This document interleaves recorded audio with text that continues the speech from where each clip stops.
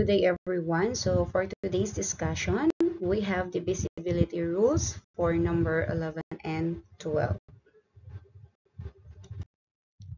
Okay, for divisibility rule number 11, it is stated here that the difference between the sum of the digits in odd places and the sum of the digits in even places in neither zero or number divisible by 11. So for our first example, we have 28,413. As you can see, ginamit ni teacher dalawang color. So may red and white.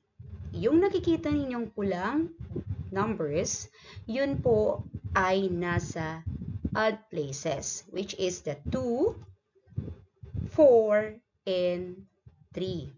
Ngayon, yung color white naman, yun po yung even places, which are 8 and 1. So, anong ibig sabihin, teacher? The difference between the sum of the digits in odd places and sum of the digits in even places. So, ipagsasama-sama muna natin lahat ng odd places, yung digits na nasa odd places at ang digits na nasa even places. Nandito na po siya.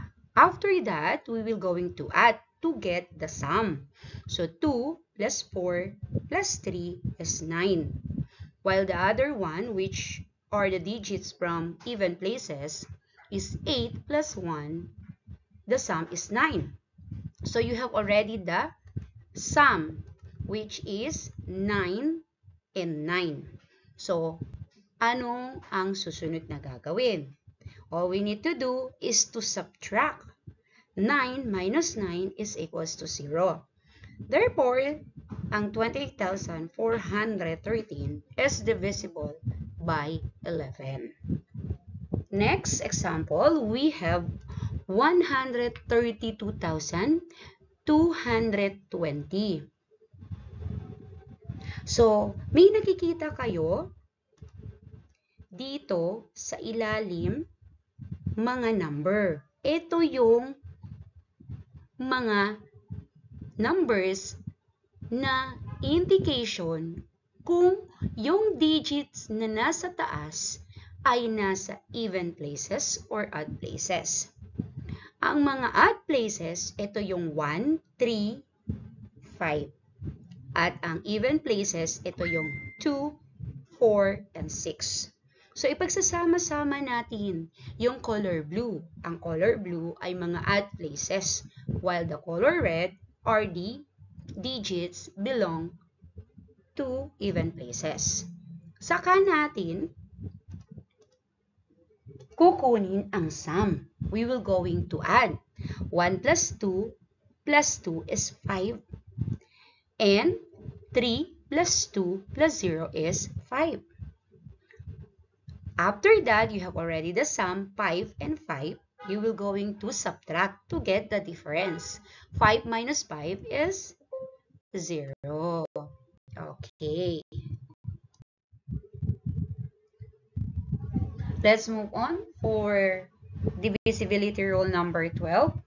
So it is stated here that any number that is divisible by both 3 and 4. So for our example, we have 7,980. Let's prove, kasi sabi dito, 7,980 is divisible by 3 and 4. Let's prove kung tama po ang nakalagay dito. So let's have the first rule, divisibility rule number 3. The sum of all the digits is 3, 6, and 9. Prove natin. So, kailangan natin makuha ang sum ng lahat ng digits. So, we need to add all the digits. 7 plus 9 plus 8 plus 0. So, our sum is 24. Since 24 is in 2 digits pa rin, kailangan nating kunin pa rin ang sum ng 2 and 4.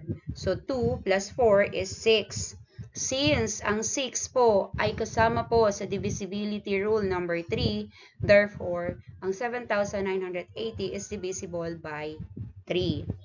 Now, let's move on with divisibility rule number 4 para makita natin kung divisible by 4 ang 7,980.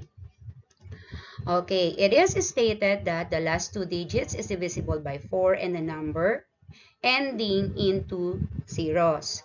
Nandito po ang ating example. So, 7,980. Nakita nyo po, nakakulay red ang ating last two digits, which is 80. So, i-divide natin into 4 para makita natin kung divisible by 4. So, 80 divided by 4 is 20. So, the quotient is 20. Therefore, it is in whole number. Kapag in whole number ang ating quotient, therefore, ang ating given is divisible by 4. Since ang ating given 7,980 is divisible by 3 and divisible by 4, therefore, the given is divisible by 12. So that's all for today, kids. God bless everyone and stay safe.